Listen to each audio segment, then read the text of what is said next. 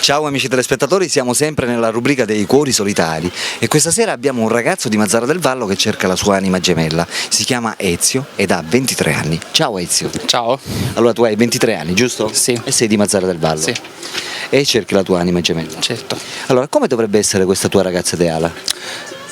Allora, alto 1,80 m, su occhi castani, biondina e molto estroversa. Molto estroversa. Sì.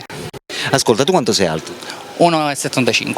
1,75, quindi la vuoi più alta di te? Sì. Ti attraggono le donne molto più alte? Sì, molto più alte. Vabbè, fisicamente la vuoi magra? Sì, magra, non grassa.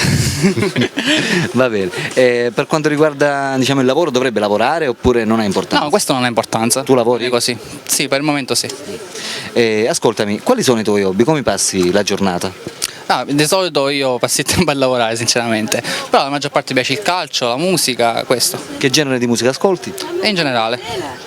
La musica da discoteca ti piace? Sì, anche discoteca. Vai in discoteca spesso? No, in discoteca non ho tanto tempo per andarci, per il lavoro da cameriere, quindi.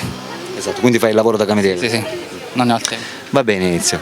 Ok, bene amici, abbiamo conosciuto Ezio, un simpatico ragazzo di 23 anni di Mazara del Vallo. Sì. Abbiamo detto tu sei alto 1,75, c'hai gli occhi verdi e i capelli che stanno chiaro, biondi quasi, giusto? Barbetta alla moda, giusto? Grazie.